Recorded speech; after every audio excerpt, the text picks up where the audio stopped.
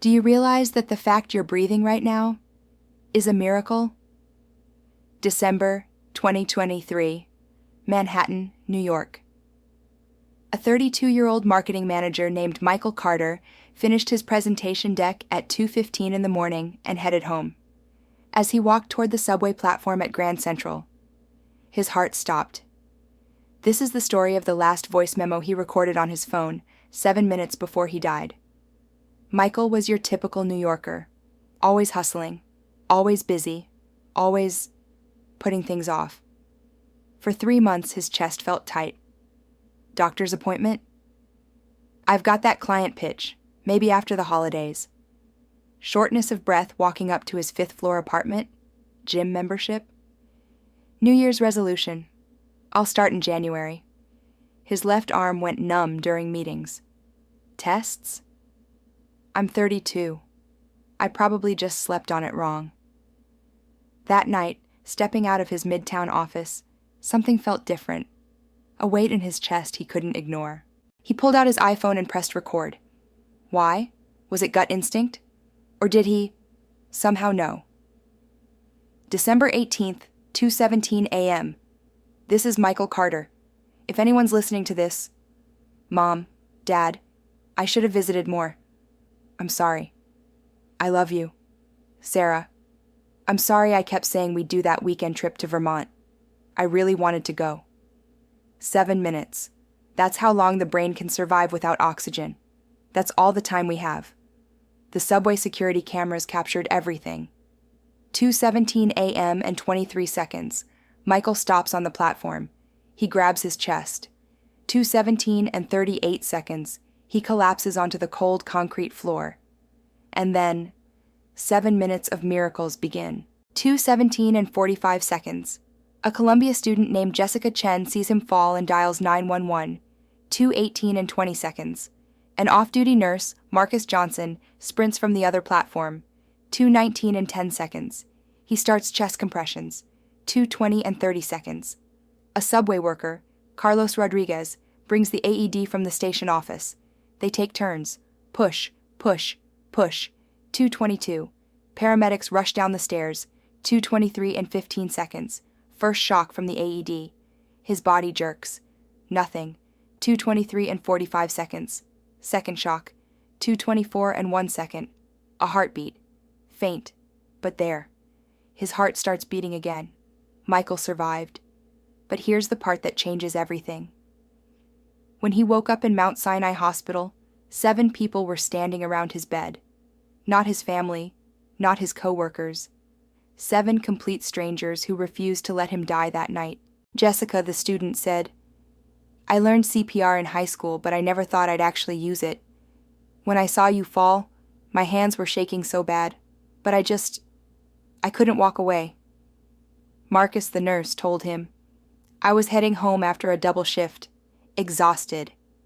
But when I saw the crowd forming, something made me run. I've done this in the ER hundreds of times, but never on a subway platform at 2 in the morning.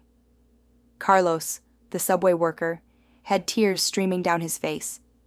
5 years ago, my father had a heart attack on this exact platform. We didn't know CPR. We didn't know where the AED was. He didn't make it.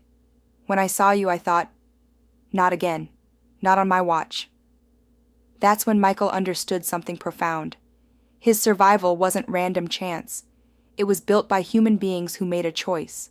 Someone's courage, someone's training, someone's grief transformed into action.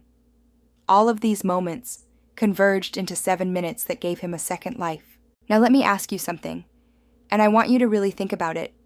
What are you putting off right now? I'm too busy with work. I'm young. I'll be fine.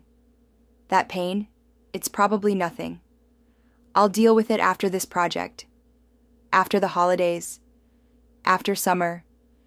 After. Michael said those exact words. 32 years old. Successful career. Gym membership card in his wallet he hadn't used in 8 months. He thought he was invincible.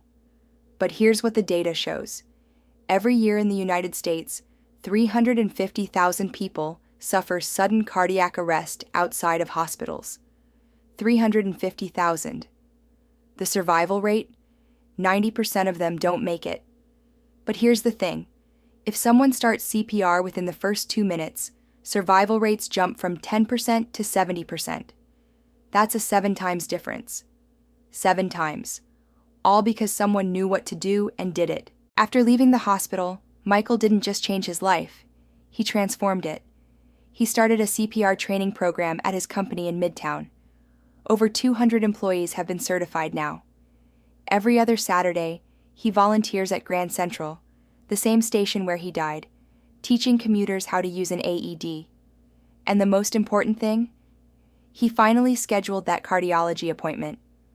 Turns out he had an undiagnosed heart condition, one that's completely manageable if you actually go to the doctor. Michael has this thing he says now, and he says it to everyone he meets. I died for 7 minutes on a subway platform. But you woke up this morning. You're breathing right now. Do you have any idea what a gift that is? I need you to hear me right now. You. Yes, you, watching this. Is your chest tight sometimes? Have you been putting off that doctor's appointment for weeks? Months? Is there a symptom you've been Googling at 3 a.m. but telling yourself it's probably fine? Stop. Right now. I mean it. Pause this video and book that appointment. Today. Not Monday. Not after you finish this project. Not after the holidays.